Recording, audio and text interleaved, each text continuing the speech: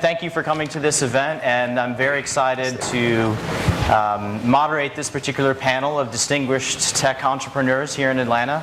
So I'll introduce them kind of individually. We have Rajan. He's the president of the Interest Entrepreneurs in Atlanta, and also chairman and CEO of Verima Technologies.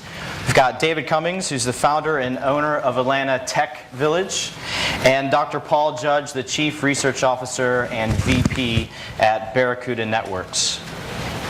So the topic is entrepreneurship: where does Georgia lead and lag? And before getting into a more structured Q&A session, I wanted to give each of the participants here the opportunity to kind of say what they thought was the most important thing for this audience to hear relative to the topic of our panel. And we'll go ahead and start far down the line and move this direction. We'll start with you, Raj. What are your thoughts? On Georgia? Georgia and entrepreneurship. Where do we lead? Where do we lag? Best place in the world, man. The best kept secret. I won't argue with that. So, I moved to Atlanta 20 years ago, right? And, and a lot of options, to go to Silicon Valley, go to other places.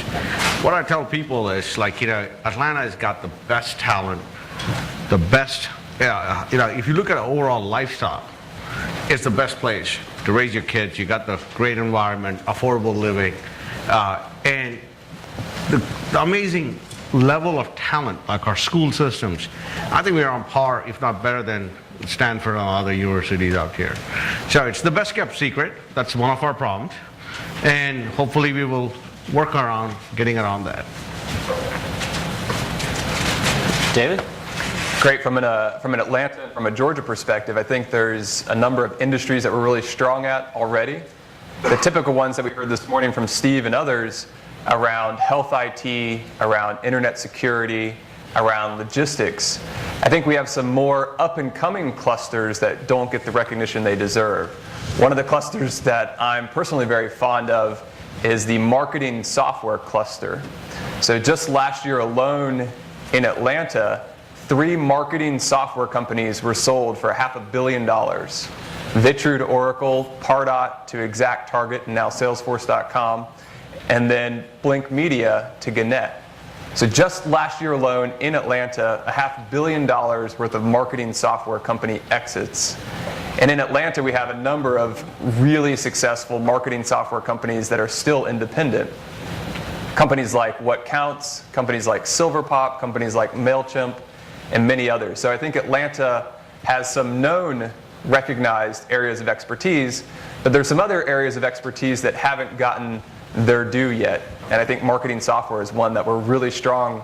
And from a community perspective, I'd like to see us talk about our strengths more so. Paul?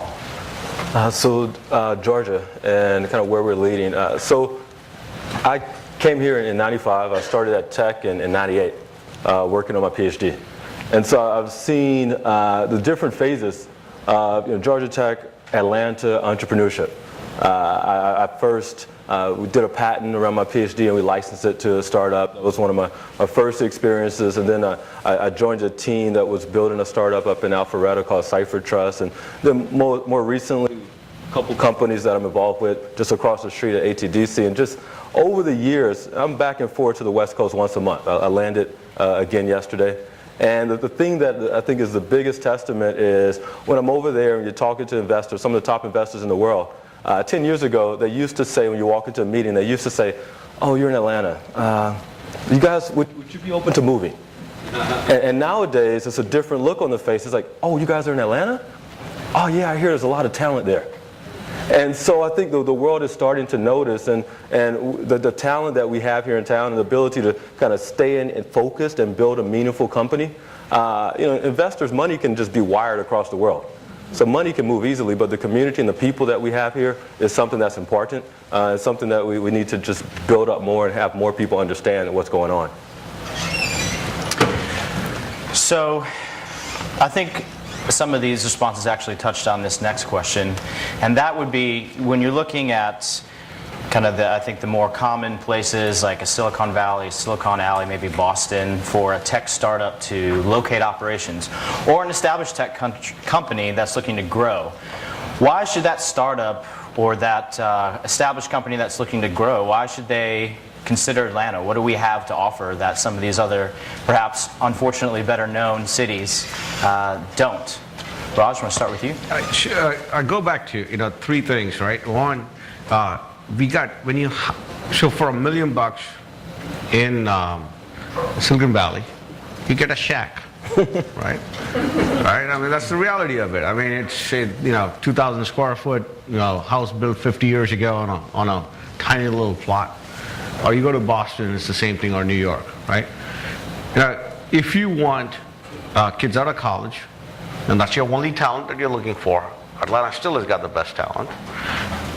Silicon Valley and other places can get away from it, right? But if you want a more mature, stable workforce, a workforce that wants to put its roots down, for $1 million in Atlanta buys you a mansion, right? That quality of life, you can't escape that fact. So if you're growing, you can grow to a startup anywhere in the world, right? You can grow to 50 employee, 100 employee company. But once you scale, you just cannot, you need talent you don't need the churn, you need a more stable talent. And that's where Atlanta provides all the ingredients to establish and grow, right? I bought a company out of Silicon Valley about 4 months ago. Everyone talks about, Silicon Valley companies buying Atlanta, but I picked up a startup from Silicon Valley, right? And these guys, they're in the compliance software space. Atlanta is very strong in security compliance, and we've grown up in that cluster very strong. And they were not able to get the scale or the talent that they could grow from there, right? So when we partner with them, they're amazed at the level, because they were blown away by the myth of Silicon Valley knows everything. And when they looked at what we were able to do in Atlanta, what we had done, they're just blown away. 60% of the tech sales happens on the east of the Mississippi, right? If you look at the spend on tech budgets and spend east of the Mississippi, East Coast, right? So, and Atlanta, you can't, we talk about Georgia Tech, right? If you look at the Southeast as a whole, as a proxy, not just to Atlanta, right? You got great schools. I went to a school called Florida Tech in Melbourne, right? How many of you know there's a semiconductor company in Melbourne? Harris Semiconductor, one of the largest semiconductor manufacturing companies, right? If you look at the SpaceX program and their Falcon rockets that launched from Cape Canaveral.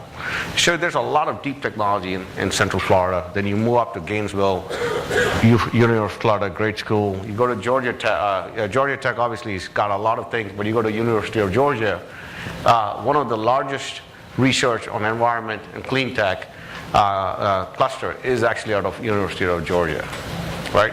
So we have all these, and Emory University clearly dominates in the healthcare and the life sciences world. We got those clusters, and the talent pool that comes out really, really makes this a strong place. If I want to hire 100, 200, 300 people in Atlanta, you got the talent, right? You can't do that in the Valley. Valley just is not possible. The only way you can do that in the Valley is you buy other startups, kill their product, and use those employees, and you lock them up for 4 years, which is what Yahoo is doing, right? David? So Stephen Fleming wrote a blog post about a month ago called Atlanta is the place for startups for grown-ups. And I think that's a really good way to describe it. This idea that you can have a really good quality of life, you can have good schools, you can have a place to raise your family, and then you also have access to talent, a world-class airport, and then this general thing that I like to describe as a can-do attitude. I think people in Atlanta and in Georgia are very forward-thinking. They want to go change the world. They want to make a difference. And they want to do it in a way that balances both life and work. So Georgia is the best place in the country for startups for grown-ups. Paul? This guy's covered it. Yeah. Then you're going to lead off with the next question. All right. What could be done to make Atlanta or Georgia in general more attractive to tech companies, both established and startups, to build their operations here? So what can be done to make it more attractive? I think a lot is in progress right now. The work that's happening in Midtown, the work that Dave and his team are doing in Buckhead. So a lot of change. The environment has changed, the energy has changed. So I think we need to do more of the same. I can't say that there's a lot of things broken right now. We need to do more of the same. We need to double down and keep encouraging at the youngest levels students to take their ideas and bring them to life. Right, and that they don't have to go the traditional route. So I think taking that from not just people in the grad school, but at the freshman level and undergrad, and taking that down to the high schools, and that's one thing that you see in other areas that kids know coming out of high school that they can go pursue their dreams and build their own companies, and we're starting to get that mindset moving down in our culture. But that's one thing that we need to do more of: capture the youth and capture their ideas and help them bring it to life. So I think more of that will be interesting. And then also, David mentioned a second ago, just letting the world know about our accomplishments. There's just so much that we've done and accomplished here around InfoSec, around marketing automation, or around these certain clusters, and we know about it. But the rest of the world doesn't know so much about it. So getting together and making sure that we're evangelizing our success, I think will be key to attracting people to come here as well as stay here. Raj? How many of you know Georgia Tech is the #1 engineering school in the country? Well, this is bad. We're in Georgia, we don't even know that, right? And Atlanta has got a lot of great things. You can build any company in any sector from Atlanta. Okay. What we are is really inhibited by our culture of conservative and politeness that you have in the South. No one likes to brag around, right? If you look at the other ecosystems, they are actually like to brag a lot more, including Silicon Valley, right, or San Francisco. They love to talk about themselves, right? We do a very poor job of that. The other thing that we don't do a good enough job is, we don't take risk in crazy ideas, the moonshots, right? That's again comes back to our inherent Southern culture of being cautious and doing it. But it's if you can break open some of those small areas, there are a lot of great things that I've accomplished in the 20 years that I've been here. Even with David's now Atlanta Tech Village, which I'm very excited about. I think we have created a great platform for entrepreneurs. Anyone who wants to be an entrepreneur has got way more resources here, and probably better resources than anywhere in the world to get all the help they need, right? We just have to change a little bit of the culture to start taking a little bit more risk in moonshots, and that's, I think, it's a big driver, and a little bit more capital to support that. Great. Pass on that one.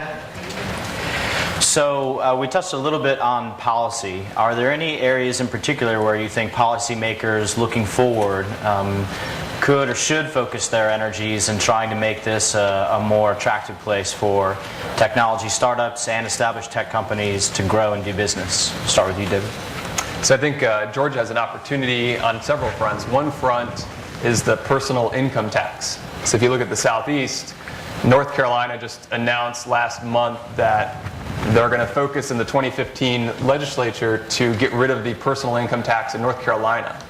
Tennessee already has it gone on the personal side, not on the capital gain side, and of course Florida doesn't have any personal income tax. So Georgia is being squeezed by three of its most important neighbors when it comes to tax policy. So I think there's a real opportunity there.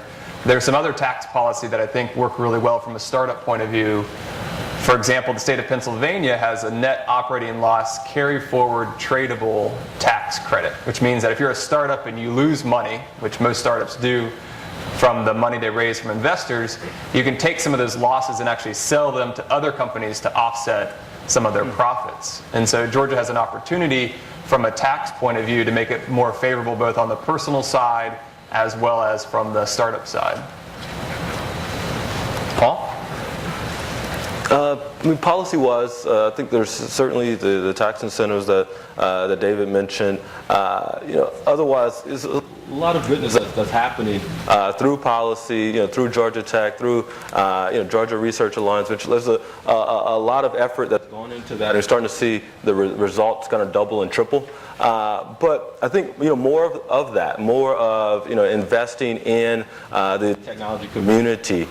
We see the city getting involved with like Invest Atlanta, but we need to accelerate that. We need to accelerate the local and state government really infusing with the technology community. If you look at what's going on in the Valley, you see the mayor of San Francisco sitting in the same room with the entrepreneurs, sitting in the same room with the governors, and they realize that culture, the technology, and the business community and the government are just intertwined and interlocked. And so we need more of that. It's going in that direction, but we need to just make it happen and move forward with it.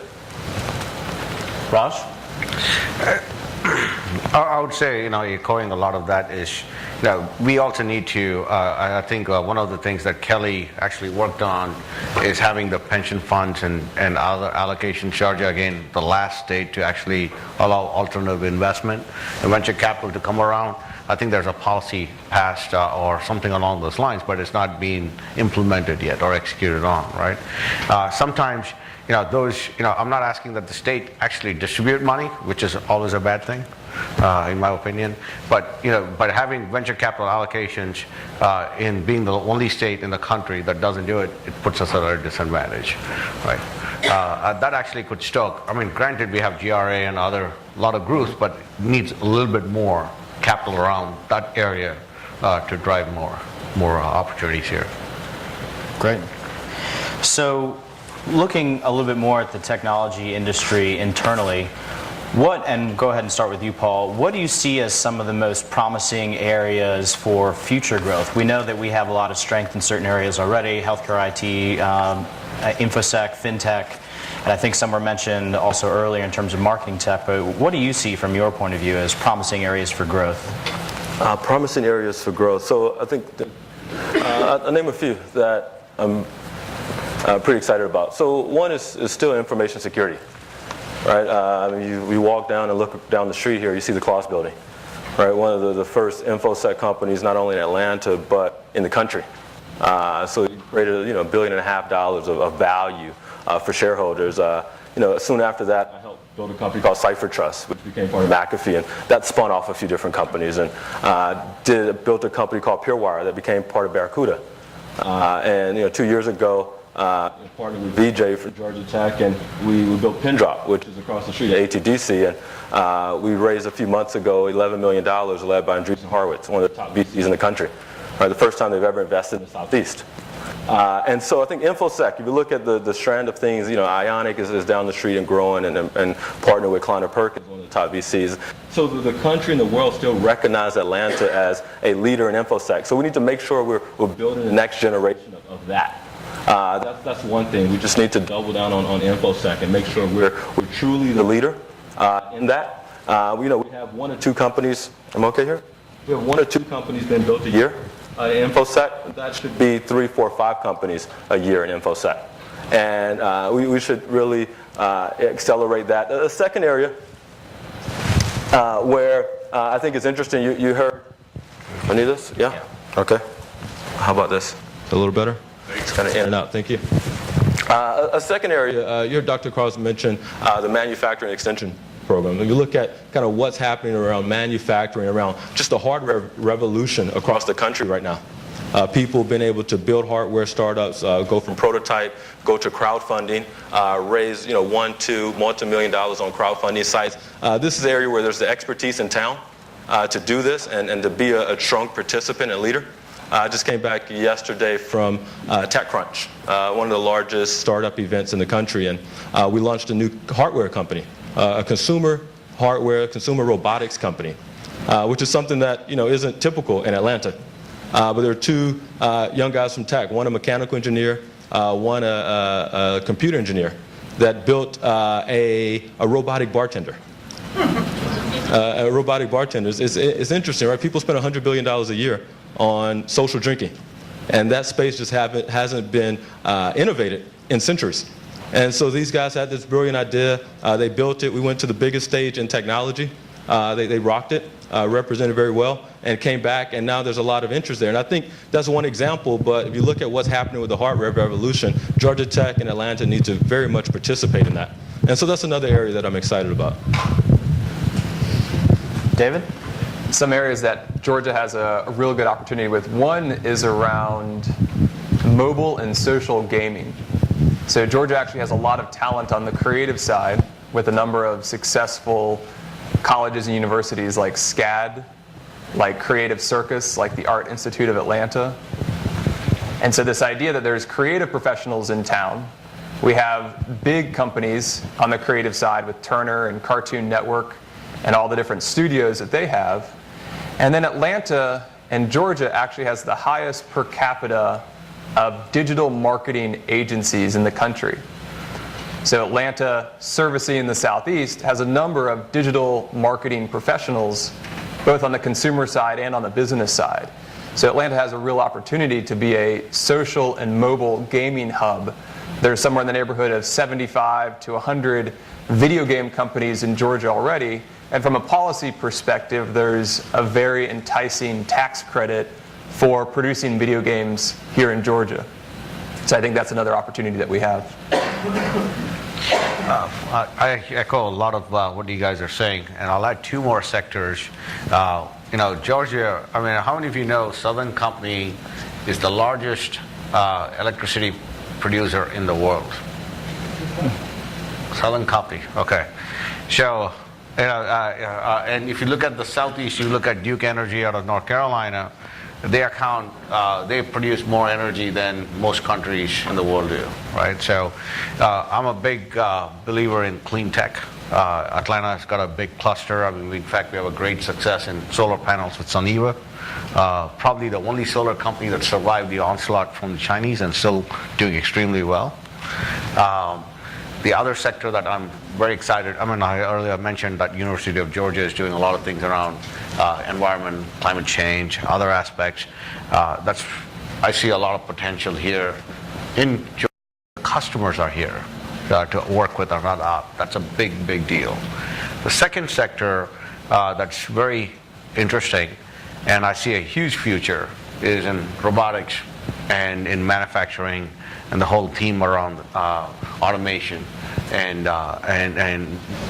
robots like Baxter, but there are other technologies that are coming out that can actually, we have a lot of technology here. If you look at the carpet manufacturing industry, which is one of the largest in Georgia, the reason they're competitive is all automation and robotics. So I see, and Georgia Tech has got a big program around it, and I see that as a big potential area to leapfrog, and not just consumer robotics, which I'm a big fan of, but also industrial robotics that could become very big in the next 10 years. So David, we'll start this next question with you.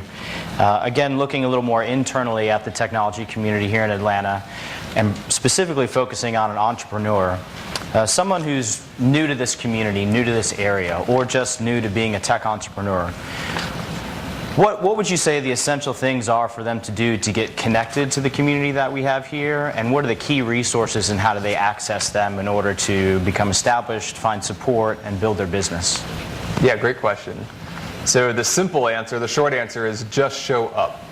So Atlanta and Georgia have a number of startup and technology events going on. Across the street at ATDC, there's 1 to 2 events per week going on for entrepreneurs. If you go up the road 6 miles to the Atlanta Tech Village, we've been averaging 6 events a week for the past 6 months. We've had over 10,000 people come through the Tech Village for different events in the past 6 months. So there's a number of great things going on. There's a number of strong mentors and investors and entrepreneurs. There's a number of service providers that are more than willing to help out and pay it forward. So I think Georgia is very inclusive from a technology and startup community. And the number of events going on across the city make it so that you can literally go to a different tech or startup event 7 days a week. It's that active. So the simple, short answer is just show up and start meeting people, start engaging with the community, start looking for ways to help out other entrepreneurs, and in return, there's a wealth of people who are willing to help you out. Paul? I think that's the itinerary of events that are going on between ATDC and Tech Village. Hypopotamus. There's no shortage of things that people will welcome you and let you know what's going on. I would balance that with, don't spend too much time socializing about being an entrepreneur. Don't spend too much time talking about being an entrepreneur. At some point, you have to shut the door and put your head down and build something. Right? And so that's the balance. It's great that we have all these things in the community, but it's not talking about it that makes you an entrepreneur. It's when you actually go sit down and you're sitting there writing your code, writing your business plan, you're talking to customers. And so balancing those things is something that often I see new entrepreneurs get caught up in. They feel like, oh yeah, I'm an entrepreneur. I'm showing up at this startup thing, this startup. I'm having drinks, I'm having coffee, I'm having lunch. I'm killing it, right? And so what they forget is, wait a second, you haven't built a product, you don't have any customers, you don't have, and so where's your business? And so that's the only thing I would balance is about having the community is great. It's encouraging to kind of leave your office and go and talk to others, and we could bounce ideas. And I call Raj and say, hey, I'm having this problem, have you seen this before? Or have you had this issue with your board? Or what do you do about this marketing thing? And kind of bounce problems off each other, but really spend time focusing on building your business. Sure. Just to add on. We also have a Thai. We do about 90 events a year, and we actually run programs for teaching lean startup, the best practices in startup building, to high school students, and mentor companies all the way through profitable companies that have bootstrapped and gone to a certain level, right? And we have programs. Flashpoint here across the street does a similar program. So for two things: show up. Second, if you need help and you want to learn, there are a lot of resources to help you get the practical education to be an entrepreneur, right? Entrepreneurship ideas are dime a dozen. So if you decided that you wanted to get out and be an entrepreneur, go talk to Paul Judge, go talk to David. Make sure your idea is even worth. It passes the smell test before you jump into it. And once you're ready, there's a whole bunch of resources in the community that can help you. And by the way, Thai events are held just outside the perimeter, so we can cater to everyone else who doesn't want to come into ADDC or Bucket. Right, So speaking of resources, money is typically a helpful one when you're trying to start a company. And I guess, Raj, we'll actually start this one with you. When you look at our venture capital community here in Atlanta, how it's grown over the years and how it continues to grow and expand, how would you compare and contrast that to the communities perhaps on the West Coast or up north in New York City or Boston? What do we have here? Where's it headed? And what, from a policy perspective or an economics perspective, could be done to improve the strength of that community and therefore provide a better base of resources for startups to grow here? So that's a good question, Sam. Atlanta is in general, the venture community actually has gotten more diverse, and I was joking about being the oldest guy on the panel. So having been here last 15, 20 years, there's definitely been an expansion of capital. But if you look at Georgia, right, in 20 years, Georgia has doubled in population, right? And Georgia has diverse industries. People have made more money in other industries: real estate, manufacturing, retail, a whole other yards, right? So your capital sources are not typical to the capital sources you have in the Valley. There's money here. If you have an idea, if you have the right person, you can get funded, right? But there's not silly money because there's not been exits like Google that made 1,000 people millionaires, that are out looking for the next thing, right? So where Georgia can stoke some, again, which the policy side and other is opening up some of the laws around investing in early stage venture capital and stoking more of the risk capital that's there, essentially, make it a public-private partnership, so to speak. If you put $1 from the state, I'm sure there'll be $1 from private partnership that'll come around. That will probably accelerate things faster. And if it doesn't happen, I see the path that Atlanta is going on. Folks like David. David didn't follow the Atlanta tradition of having a nice exit and go retire. He went and plugged in more money and help more startups. I think we're going to see a lot of this naturally happen because there's enough serial entrepreneurs a good critical mass of serial entrepreneurs that have formed in Atlanta, that these folks are never going to retire. Right? That's the beauty of it. And if I look forward the next 20 years, I think this problem will get solved one way or the other. David? So outside of Silicon Valley, every single city in the country has an early stage capital problem. And what I mean by that is there's a limited pool of capital for the most risky of ideas. So Atlanta is not unique in that regard, that, as Raj was saying, there's just not as much money as you might like. But at the same time, we're talking about investors having to believe in entrepreneurs, having to believe in the success of the business.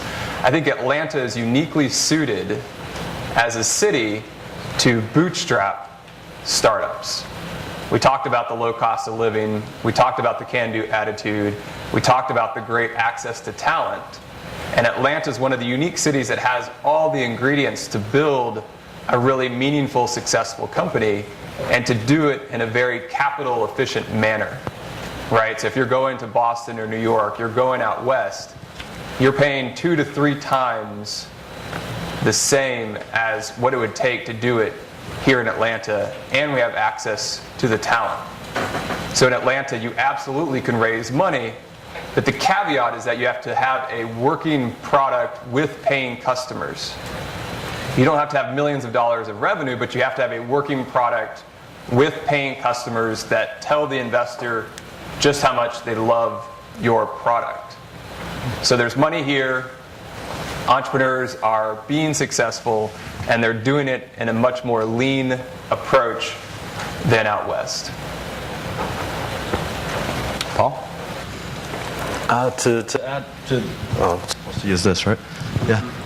So to add to that, there's absolutely money here. There's this public money. You look at GRA Venture Lab, GRA Venture Fund. Those are key components in Pindrop's early success and getting us to be able to kind of grow and attract larger investments. You look at the venture funds that are here, from tech operators to Mosley to so forth. But even if you add all those things up, still about the size of one medium-sized fund on the West Coast.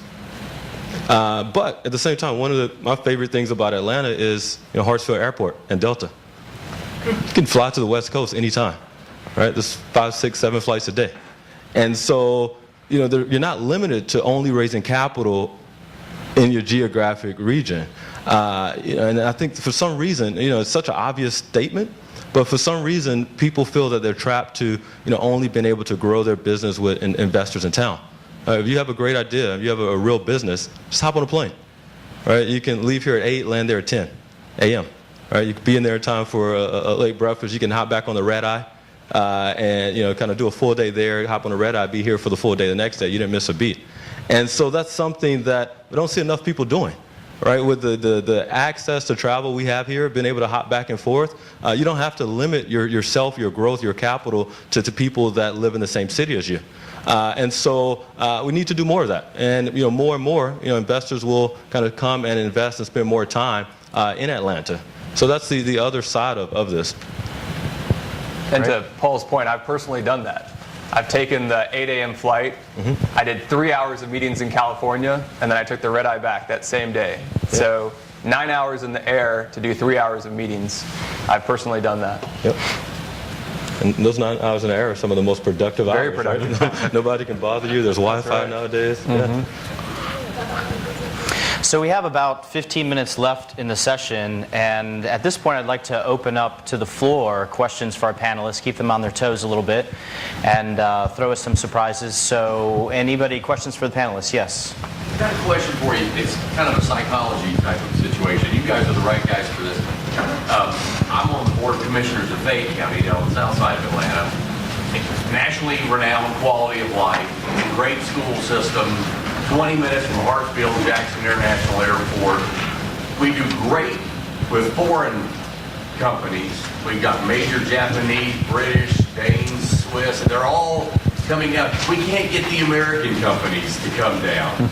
And what is what are the domestic companies looking for in terms of quality of life? I know the technology tends to be a younger set, And I liked your thing about startups for grown-ups. I think that's probably where we are as a region. But what does it take to get them to put you on their radar? What are they looking for in terms of beyond quality of life, getting a great house and a great school system for your kids? If they don't have kids, what are they looking for, the younger set?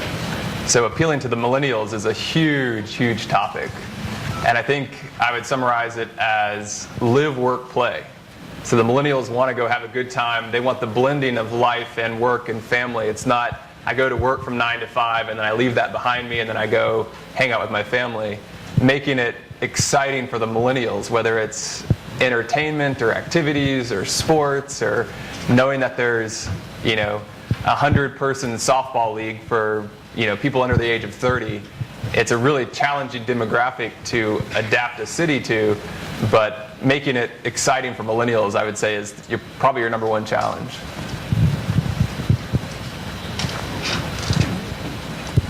Hi, I'm Virginia Galloway with Americans for Prosperity, Georgia, and I loved hearing your comment, David, about tax reform.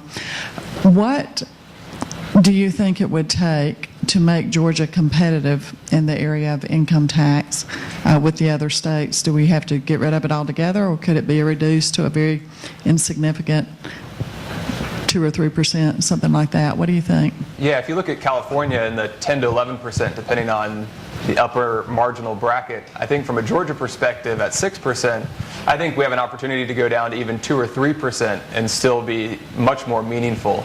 I think going from 7-ish% in North Carolina to 6% in Georgia right now isn't that meaningful, but if we're at 2 or 3%, then I think there's a real opportunity to differentiate ourselves from the West Coast.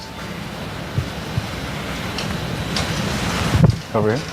Two questions, two unrelated questions. The first question is, Raj, you touched on this briefly, but how can we create more formal entrepreneurship opportunities, teaching entrepreneurship to our high school and middle school students, number one. Number two, the other question, unrelated, you might remember a couple of years ago there was a controversial, not controversial, there was research behind it, a Georgia Tech study about how entrepreneurs are not staying in Atlanta. But there's never been a follow-up to that. And from everything we're hearing, you talked about, again, Raj, how we don't always do the best job with our PR. How are we doing against that study? Have we made improvements? How can we celebrate where Georgia has improved, or at least Atlanta has improved against the concerns that were raised in that study from a few years ago? Unfortunately, I don't have data to back it up on follow-up, but I can tell you, if you look at the number of companies with Flashpoint, with the TIE Accelerator programs, with David's Tech Village Accelerator, Hypopotamus, you're actually seeing that if you look at the number of entrepreneurs or students coming out and attending these events and looking at it, they realize that they don't have to go West Coast or move somewhere else for a job, right? Or to be part of a startup. You're actually seeing, it's anecdotal. I don't have hard evidence on this, but I'm seeing that there are more people staying back and they're able to build these companies over here, right? The other trend that's happening is actually the West Coast companies and other companies having a talent crunch. So they're looking to hire talent wherever they are and keep them wherever they want to be, because a lot of them don't want to move to the valley. So those two trends are actually playing in our favor.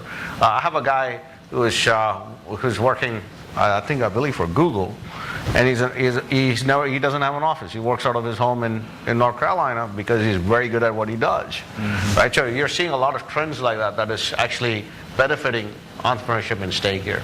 So I don't have it. As far as education and teaching, junior achievement, other people are trying, but what we found is that there's a limitation. There's not enough mentors, qualified mentors, to teach high school students. I mean, we train about 40 students a year, and those of you who attend our TICON, these kids run circles among some of our entrepreneurs because they are fresh. They haven't picked up many bad habits. They're learning only the good things, right?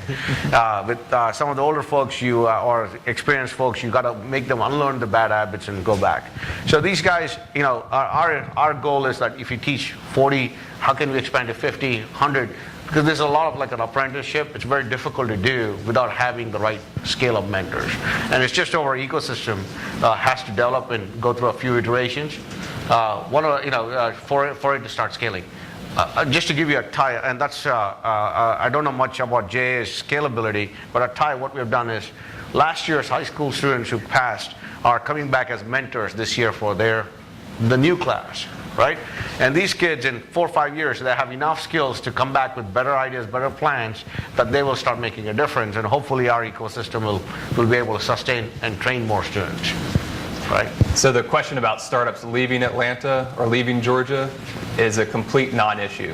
The sample size for that study from the Georgia Tech professor 7 years ago was only for a subset of venture-backed companies in the metro area.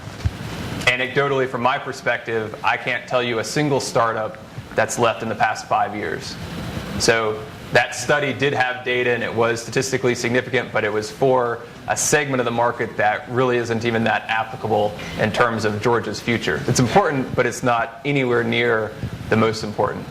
So startups are not leaving Atlanta. From a high school and middle school perspective, there's a number of really good programs going on. At the Tech Village alone this summer, we had a Kids That Code camp. So we had a week-long program with the average age of 10 years old. So 15 kids, average age of 10, building their own websites and learning to write code. And then from a high school perspective, we partnered with a couple local high schools, and we had 8 summer interns from high school who were interested in entrepreneurship and technology intern with startups at the Tech Village. So I agree it is important to go even earlier in the development cycle and expose kids to entrepreneurship and technology. I'll echo the point about companies not leaving. Not only non-venture-backed company, but even venture-backed companies. I think the study was around a time when there were a couple high-profile companies that left in order to take their Series A. Right, Accelerator left and SolidFire. Yeah. Yeah, and both of those companies raised big Series A's, but they had to leave to do so. But if you look at since then, I mean, just in the last few months, Ecom Hub and Springbot raised locally here in the last couple of weeks. Ionic and Pindrop in the last couple of months, $10 million rounds. Endgame, the list goes on. And so companies are raising from Atlanta VCs as well as West Coast VCs successfully. So I think we're past that point where there was a need to kind of relocate to raise, and that's behind us. And just to echo that, in the last 15 years that I've seen, probably Accelerator and the SolidFire are the only 2 companies that actually moved. And that's all I can recall. And they had good reason to move. Yep. Right. So, but I haven't seen many companies. I can't even remember them moving to the West Coast. Good morning. So we say Georgia, but a lot of what I hear is really talking about the Atlanta metro area. So I wanted to ask a question about the digital divide and whether you think it is an inhibitor, and if it is, what do you think should be done about it? So I'll go first. I do think it's a real issue, but from an Atlanta perspective, my own goal is to just double down on what we're doing well and focus here in the metro area. So I agree it's an issue, but my perspective is to play to our strengths right now, and I'll defer to the policy experts on the other parts of Georgia. How Kelly, the program that you have for the high school, the largest online education program? We're going to hear about that in All right. the last speaker in our program. All right. I think, I echo David's thoughts. I mean, it's, being on the entrepreneurial side and other things, digital divide is a problem, not just in the U.S., but it's a worldwide problem, right? In India, they are trying to solve that problem by having $35 tablets that they want to distribute to students with Wi-Fi access. And these are some of the policies that we may have to consider in the United States to make sure, with the MOOCs, the massive online courses and other things that are there, if you get people access to technology and Wi-Fi and internet, that pretty much solves a lot of their needs, and they can go back and pick up and learn from there, right? So I think that would be something from a policy standpoint that I would suggest that in Georgia that we look at and accelerate that, because that's a big need. In fact, I believe there's a budget in the FCC when they buy the licenses or they sell the wireless bandwidth licenses, allocation that is to take some of the money to provide free internet or rural internet and for underserved sectors is part of that policy, right? So I just think it's execution around that. Actually, I have two follow-up questions. The first one is, in the West Coast, you have companies, or what I would call gathering spots like StartX, that are really, the millennium generation is very aware of. So how do we raise Atlanta's profile to make people aware that we do have a lot of startups here? And my second question is, we've talked about students getting involved, but how do we reach the teachers to get our students more involved in the technology and getting students, even as young as elementary, engaged in pursuing basically STEM education so the teachers aren't afraid of it? How do we get businesses to help teachers promote STEM education even as young as the elementary level? So we grow that pool of students who move into the technology, into the digital environment. At the most simple level, on your first question about raising awareness, my response is always that we just need to build more successful, local, sustainable tech companies. So the more success stories that we have here in Atlanta, inevitably the word's going to get out.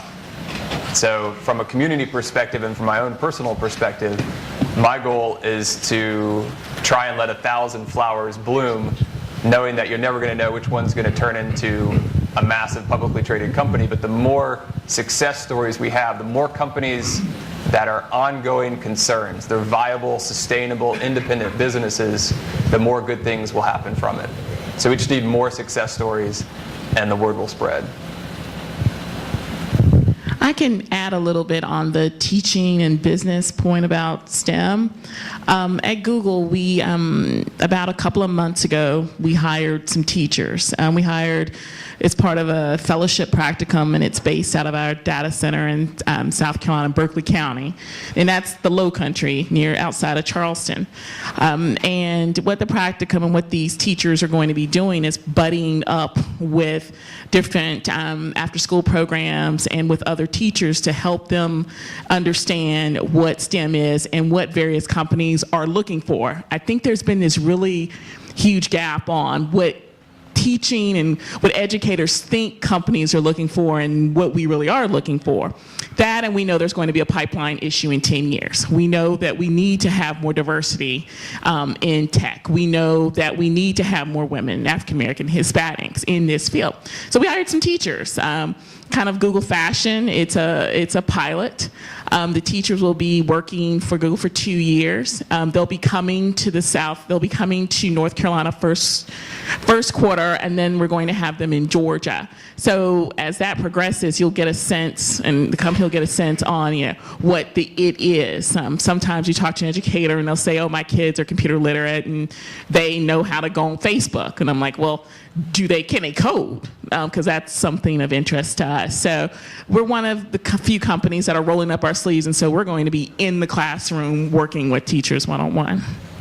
I would add to that as well. There's a really great resource here that's part of the Technology Association of Georgia called Tag Ed, which our office has partnered with over the last couple of years. They're doing a number of great things to reach out to younger and younger kids. Their Web Challenge Awards is a scholarship program where kids program, and then kind of the best programs win money towards a STEM education scholarship to the institution of their choice. They also have a really great program that places kids in summer internships that's also competitive, and that program's growing by leaps and bounds. I think it nearly doubled in the number of internships that it placed, and these are what I like to call real internships. These are not gopher internships. These kids do real programming at major Fortune 500 companies, as well as nonprofits and a few startups. So anybody who's interested in that particular area and hasn't checked out TagEd's website, I would really strongly encourage you to do that, because they're doing a lot to get kids practical experience at real companies doing tech work for a paid summer internship, and then encouraging them to move on and be competitive with that. And in fact, one of their participants actually just won a national video game development competition just last month. And it started all by working with TagEd. So they're a great resource if you aren't familiar with them. If you were to say, what are the 4 or 5 tangible, concrete skills in entrepreneurship that we can explicitly teach our seniors that self-select to come to our school? The number one skill I would teach is how to sell. And it's not just selling to the customer, it's selling to the investor, it's selling to the partner. But one of the best things that you can do is teach them how to sell. I think from a tactical perspective, another really important thing is to teach them how to discover what the customer really needs. From an entrepreneur's perspective, you often see entrepreneurs have a dream or a vision or an idea, and then they go build that product with somewhat of a tunnel vision type element. So they build something and it's what they thought the customer actually needed. And so they come out of development and they show it to the customer, and the customer says, oh, that's nice, but it doesn't solve my problem. Or, oh, that's nice, and it only does 10% of what I actually cared about. So first and foremost, I would teach them how to sell. And second to teaching them how to sell, I would teach them this idea of customer discovery, or the lean startup methodology, where they go uncover the pain before they start building anything at all.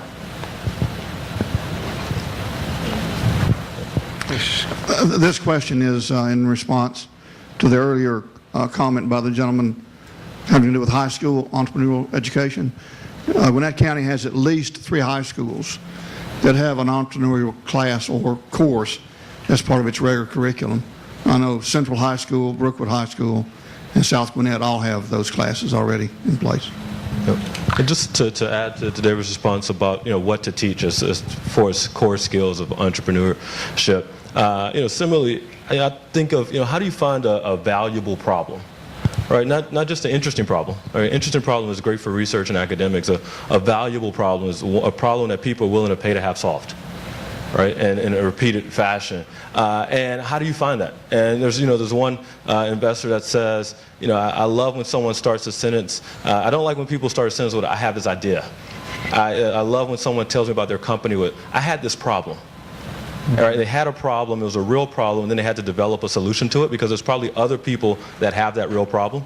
And if you're talking about kind of high school or college kids, they're experiencing problems that we're not necessarily thinking about as older entrepreneurs. And so they can take those experiences and those problems and translate them into solutions that others like them will find useful. That's one of the key areas, versus kind of saying randomly, oh, I have this idea, wouldn't it be neat if? It's like really exploring your life, looking at kind of what problems exist that you can solve, and those that are valuable, that other people like you would pay to have solved. And so that's where a lot of opportunity is for younger entrepreneurs. Great. Well, I'd like to thank all of our panelists for taking time to be here this morning. It was a great session, and I believe we have a 10-minute break, and we'll be back here for the next session. Thank you.